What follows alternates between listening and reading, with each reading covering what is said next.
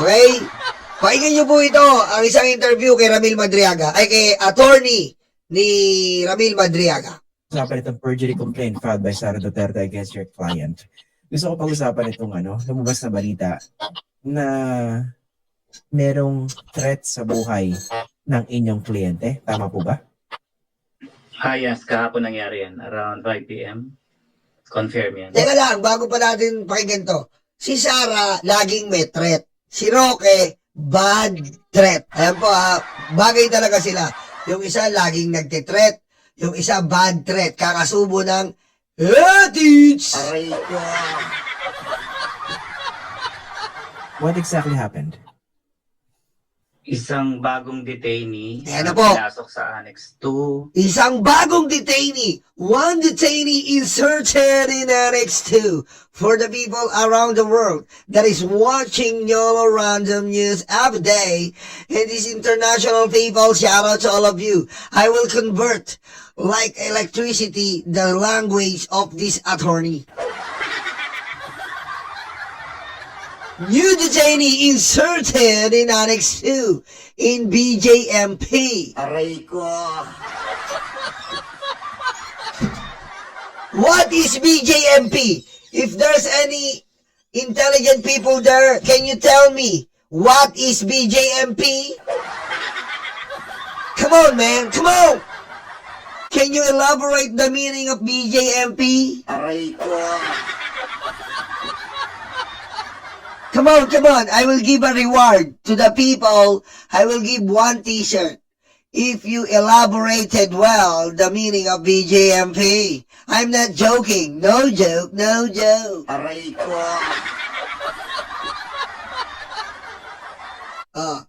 Meron ba makakasagot dyan? BJMP meaning? Napakahina ng matatanda na to. Aray ko. Type! Alex, tignan mo nga kung sino ang may meaning Yung natin, last man standing, tignan natin. Bureau of Jail Management and Penology, mali.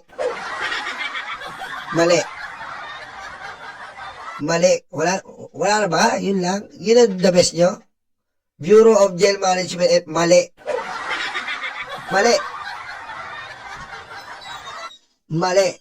Bureau of Jail and Penology, lalong mali. Aray ko. Mali walang nakatama. Bureau of Jail, mali na naman Bikutan Jail, Municipal Prison, mali na rin Aray ko. Ano to? Bito Jack, all muna pa joke. Oh, malapit na yon, munti ka nang tumama. Bonifacio Global Prison, mali na naman Bureau of Jail Management. Oh, malapit na tumama to. Oh, yan, si Terence, muntik nang tumama, Terence! Hindi kasi kayo nakikinig Ano sabi ko? Si Sara Duterte, may threat. Si Roque, bad threat. Ang BJMP meaning, blowjob mo pa. Okay, makikinig kayo sa senaryo ng content natin, okay? Alam niyo na pag sinabi mo, ba may iba? Ayun naman sinasabi ng, pare 150 BJMP. Baba. BJMP ko, Ayun kasi usapang kanto, po lang abbreviation sa kanto. Pare, BJMP. Magkano daw? 150. Baba. Magkano ba? Lowest 200 na ako, pre. Aray ko. Alam niyo na ngayon, ayun mga millennials, Gen Z na mga salita ngayon. Diba? Ngayon siya sabi ni Roque, diba, Alberto, BJMP mo ko. Aray ko. Alam niyo na. May pa-bureau. Kailan ba tayo dito nagseryoso?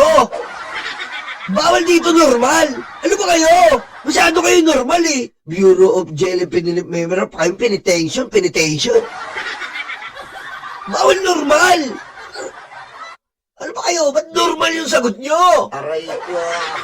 Muntik na si Teresa tuloy Konti na lang, Teresa. Makukuha mo na sana eh. Konti na lang. Sayang. Okay? Alam nyo na, sa may ano kayo. Pare, BGMP mo ko. Mare, pa-BGMP naman. Yeah. Malaking lalaki. Malaking lalaki. Ang info is pamilya ng mga sundalo. Naku po! Isa pong malaking lalaki na malang wrestler. Malaking lalaki. Mala wrestler po. Ang humarang kay Ramil Madriaga. Ang sabi niya, "Oy, kilala mo ba ako?" "Oo." "Ramil, kilala mo ba ako?" Sabi ni Ramil. "Anong pakialam ko sa'yo, damulag?" Aray ko. Hindi naman daw yung Ramil. "Bakit naman kita kikilala rin? Wala kang birth certificate." Aray ko. "Bakit? Sino ka ba? Ikaw ba si Nobita?" "Ano pakialam mo, damulag? Kung ako si Nobita. Hindi kita kilala. Wala ka naman nameplate." Aray ko. Ganun daw eh. Ganun daw nangyari eh. And then habang naglalakad si Ramil, Oh, supposed to be yung mga detainee dapat lahat nasa selda. Nagulat siya, hinarang siya. hinarang. And then, of course, nung maharang si Ramil, pumorma siyang lalaban siya kasi nga kahit paano nag-aral daw ng martial arts yung tao. Pumorma si Ramil, oh. Sabi ni Ramil, pumorma siya. "Sino ka ba? Para try my kung fu." Aray ko. Tumalan daw si Ramil, tinaas daw yung ano, dalawang gano'n, no? Tapos tinaas yung talampakan eh. Gumanon daw si Ramil, no? "Oh, sino ka ba?" Umanon eh. Aray ko. Ano daw yung si Damulag eh, natakot daw eh. May karate kid to. Aray ko. Sino ka ba? Wala sa mga kung fu!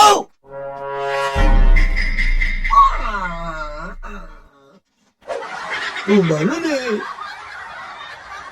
And then nagsisigaw siya ng guard, then tumakbo agad yung tao pabalik sa selda. Of course, Sir, teka lang. Sir, attorney, sorry, medyo nag-break yung binabanggit ko kanina. Pwede pakiulit, no? So, dapat nasa loob na ng selda yung mga inmates, yung mga detainees. Pero anong nangyari? Nagkasalubong ba itong bagong well, nang inmate? naglalakad daw ang si Ramil, kliyente? supposed to be nang naglalakad si Ramil, hinarang siya nitong isang detainee na dapat yung detainee nila nasa selda. Kasi nasa Delta 5 and 6 na selda sila Ramil, control gate yun. Nagulat siya, hinarang siyang bigla ng isang lalaki. Malaki daw eh, mala-bouncer yung katawan, mataas na parang katawang sundalo. So, Naku, malaki daw lalaki, madami daw muscles. Malaking lalaki, maraming muscles. Aba, Sara, sino na naman pinadala mo? Sara Duterte! Aray ko. Diba? Parang pelikula eh, no? Parang pelikula, tatanim, yung assassin ni Sara po, eto na po, pinapagana na. Sino po ba may mindset na assassin? Sagot! Oh. Sino po ba ang may mindset na assassin? Si Sara Duterte. Sino ang magpapadala ng isang assassin sa kulungan? Si Sara Duterte. Dahil siya mismo sa kanyang live na panood at nakita natin na palagi siyang nag-hire ng assassin. At sino nga lang po ang posible, ang karapat-dapat na magpatumba kay Ramil Madriaga? Ramil Madriaga, Ramil Madriaga. Malapit ko na po i-record yan in Ketters ni you.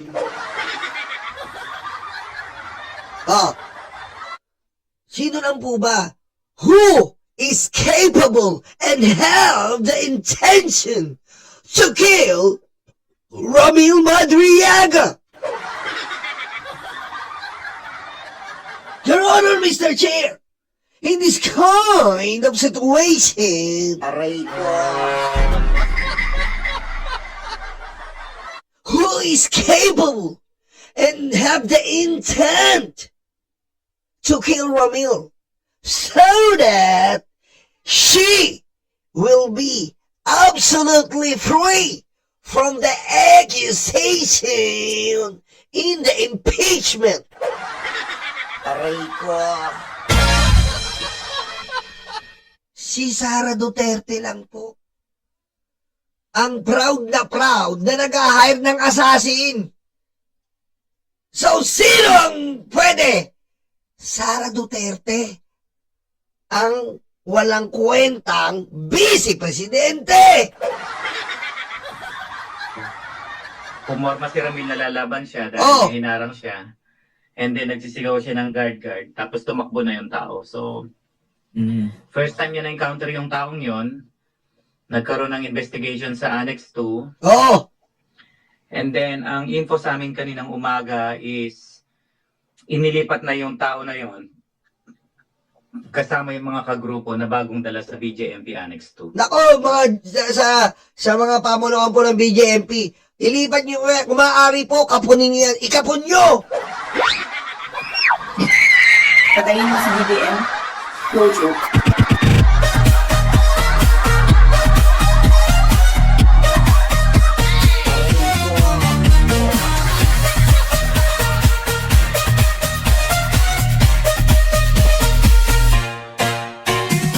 Ayan lang po, pakiusap namin sa BJMP, kapunin niyo yan, kapunin!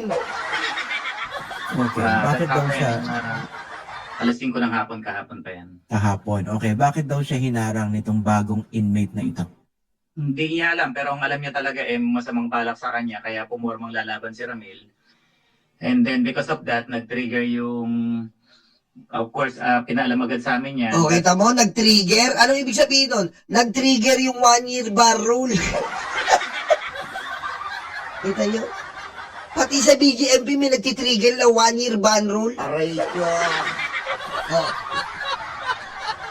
Ano sabi ni attorney? Nag-trigger daw po. Ano yung ibig sabihin nun? Nag-trigger na yung 1-year bar rule.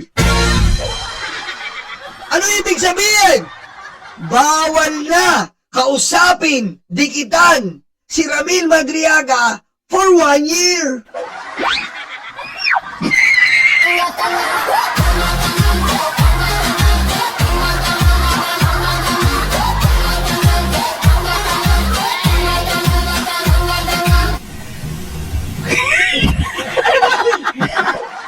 Putik, lakas si Ramil, ha? Kala ko impeachment lang po ang may 1-year bar rule. Putik, pati si Ramil may 1-year bar. 1 taon hindi pwedeng dikitan. 1 taon hindi pwedeng kausapin. 1 taon hindi pwedeng banggain. Why,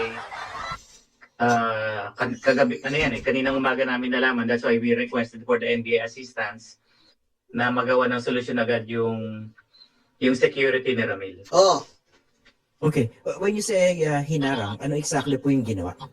Meron po bang pagbabanta talaga sa buhay niya? Paki-elaborate po yung term na hinarang. Well, hindi pa namin nakakausap si Ramil, no? As I said, nangyari yan kahapon ng past 5 p.m. and nasa ibang bansa ako ngayon.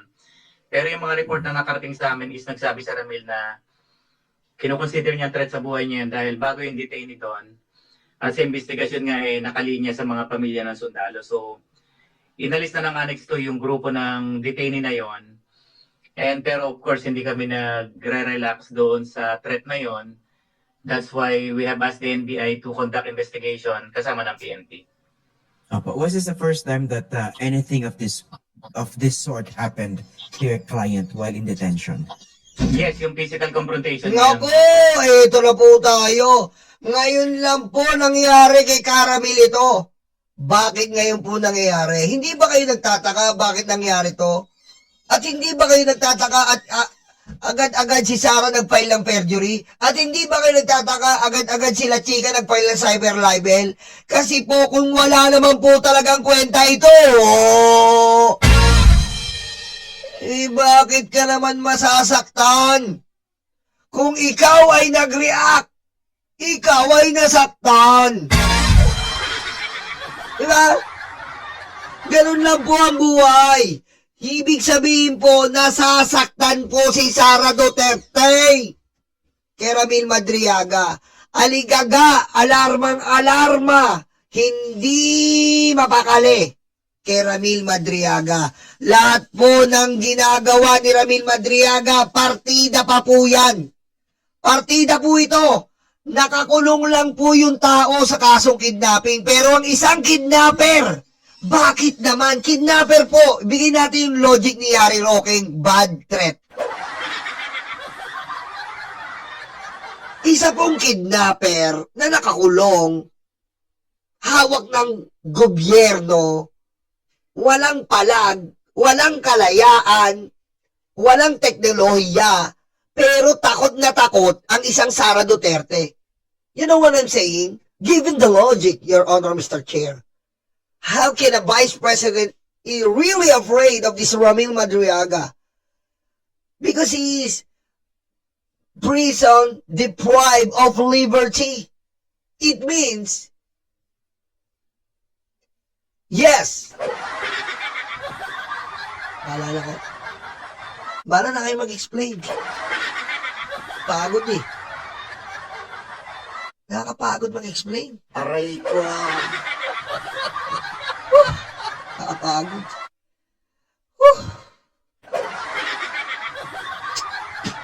Diba? Ang ibig ko po sabihin, isa po itong isang preso, walang kalayaan. Diba? Wala. Pero takot na takot po ang isang Sara Duterte. Kalkulado po ang galaw ng isang preso. Kapag nakakulong ka po, nandun ka lang, hawak-hawak mo ang rehas. Pero, si Sara Duterte po, kinakasuhan ng preso, natataranta sa isang preso, ipapapatay ang isang preso. Bakit po? Why? Kasi, hawak niya po ang alas. Hawak niya ang matinding ebidensya na magpapalaglag kay Sara Duterte.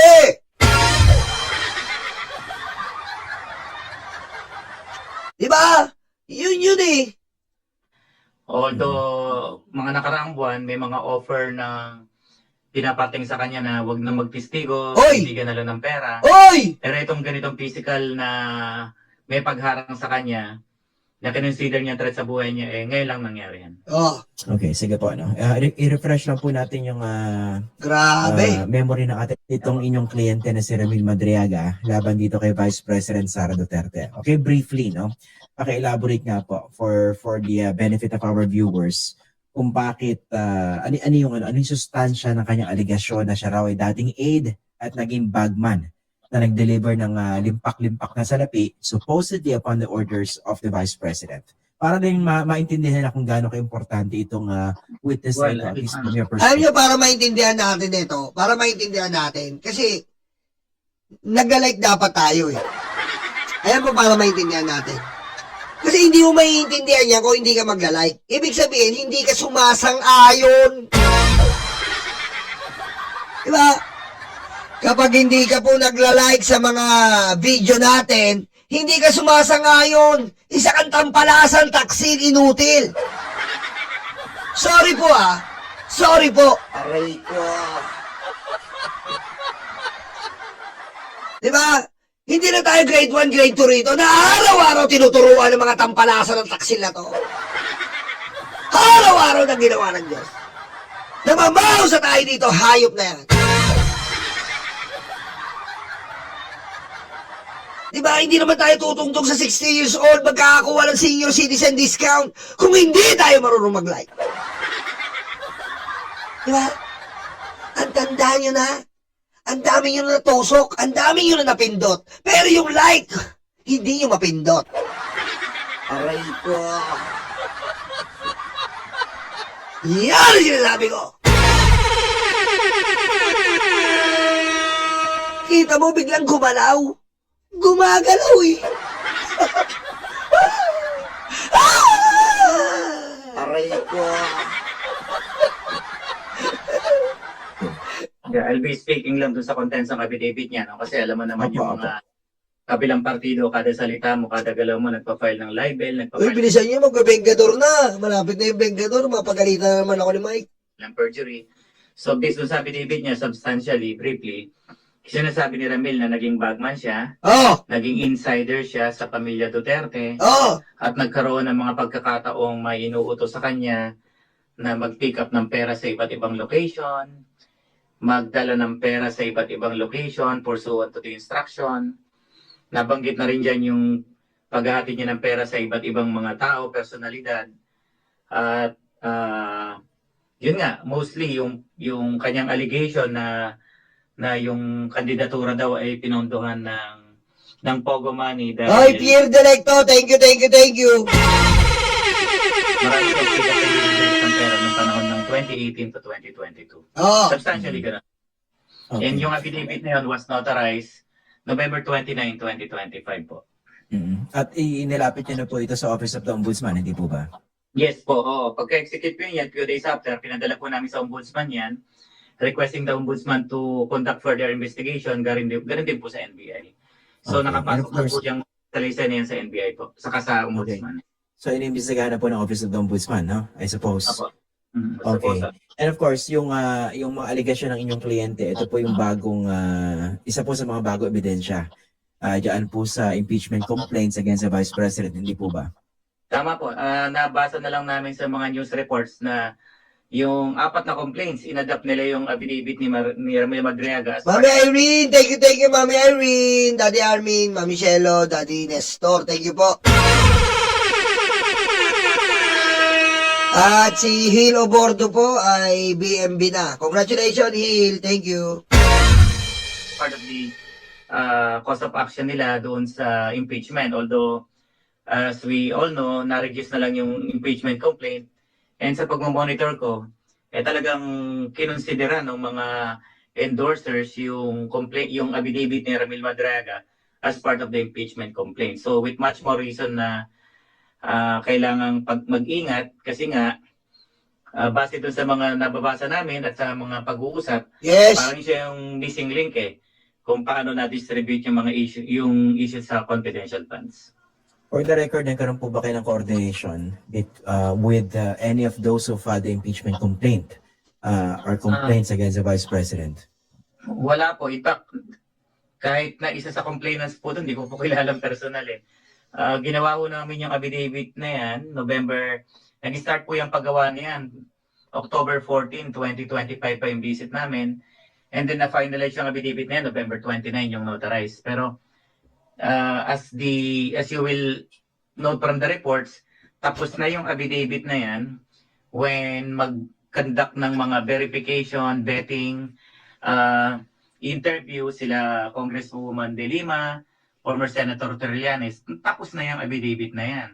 So they wanted to check, interview yung contents ng salaysay, and nagulat na nga lang kami na ginamit nila doon sa impeachment complaint. So Ayan. nung nasabi namin kay Ramil na yan na yung salaysay mo, ginagamit sa impeachment, sabi niya kahit saan, willing naman siya magtestigo. Sasabihin, Alam nyo, yan po ay public, ayan po ay public na, tawag dito, public info na yan. Diba? Everything. Kaya nga sinasabi ni Suntay, ito ay free speech. Free speech po ni Ramil yan. Wala silang magagawa doon. Free speech po yon. Ngayon, hindi nga absolute. Sabi ko nga, hindi po absolute. O ngayon, edi kung edi patunayan na lang ni Sara. Oh, patunayan ni Sara sa impeachment yan, yun ang masama. Nagsalita si Ramil Madriaga, ngayon patunayan mo ngayon sa impeachment. Dahil ang masama, ang malupit, ang nakakagalit kay Sara, ay sinama sa impeachment complaint. Yung free speech ni Ramil Madriaga ay sinama sa impeachment complaint at kinuha siya isa sa mga witness para sa impeachment. Yun ang kinasama doon. Di ba? Walang problema magpayag ng damdamin eh. Di ba? Oh. Yun po ang problema ni Sara. Kasi, hindi niya na-control si Ramil Madriaga. Bakit ka naman papakontrol? Kung si Harry Roque ang nagpakulong kay Ramil Madriaga, dahil tinurungan po ni Ramil Madriaga ang mga magsasaka na binalahura ni BJMP.